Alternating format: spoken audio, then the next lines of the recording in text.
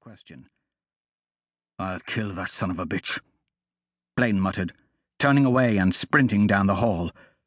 "Blaine! Don't! Blaine!" He took the stairs at a run. Above the fireplace in the parlour hung 2 broadswords, weapons that had once belonged to his grandfather. Blaine snatched down the lowest broadsword. Its grip felt heavy and familiar in his hand. "Master Blaine?" Edward followed him into the room. The elderly man was alarmed as his gaze fell from Blaine's face to the weapon in his hand. Edward had been Glenreath's seneschal for longer than Blaine had been alive. Edward, the expert manager, the budget master, the family's secret keeper. "Where is he?" "Who, my lord?" Blaine caught Edward by the arm, and Edward shrank back from his gaze.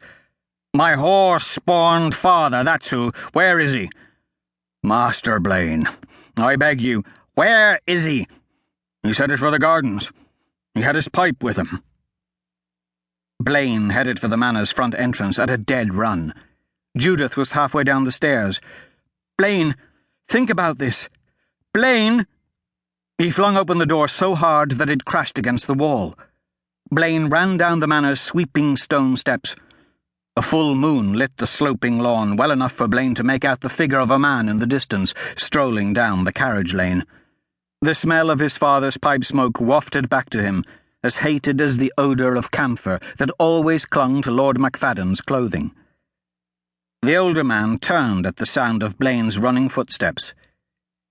"You bastard! You bloody bastard!" Blaine shouted. Lord Ian McFadden's eyes narrowed as he saw the sword in Blaine's hand. Dropping his pipe, the man grabbed a rake that leaned against the stone fence, edging the carriageway. He held its thick oak handle across his body like a staff. Lord McFadden might be well into his 5th decade, but in his youth he had been an officer in the King's army, where he had earned King Meryl's notice and his gratitude. "Go back inside, boy. Don't make me hurt you." Blaine did not slow down or lower his sword. "Why? Why marry? There's no shortage of court whores. Why marry?" Lord McFadden's face reddened. "Because I can. Now drop that sword if you know what's good for you." Blaine's blood thundered in his ears. In the distance he could hear Judith screaming his name. "I guess this cur needs to be taught a lesson." Lord McFadden swung at Blaine with enough force to have shattered his skull if Blaine had not ducked the heavy rake. McFadden gave a roar and swung again, but Blaine lurched forward, taking the blow on his shoulder to get inside McFadden's guard. The broadsword sank hilt deep into the man's chest, slicing through his waistcoat. Lord McFadden's body shuddered, and he dropped the rake. He met Blaine's gaze, his eyes wide with surprise. "Didn't think you had it in you," he gasped. Behind him, Blaine could hear footsteps pounding on the cobblestones. He heard panicked shouts and Judith's scream. Nothing mattered to him. Nothing at all except for the ashen face of his father. Blood soaked Lord McFadden's clothing, and gobbets of it splashed Blaine's hand and shirt. He gasped for breath, his mouth working like a hooked fish out of water.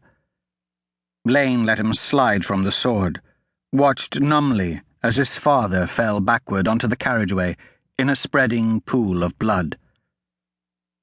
"Master Blaine, what have you done?" Selden, the groundskeeper, was the first to reach the scene. He gazed in horror at Lord McFadden, who lay twitching on the ground, breathing in laboured, slow gasps. Blaine's grip tightened on the sword in his hand. "Something someone should have done years ago." A crowd of servants was gathering. Blaine could hear their whispers and the sound of their steps on the cobblestones. "Blaine! Blaine!" He barely recognized Judith's voice. Raw from screaming, choked with tears, his aunt must have gathered her skirts like a milkmaid to run from the house this quickly. "Let me through!"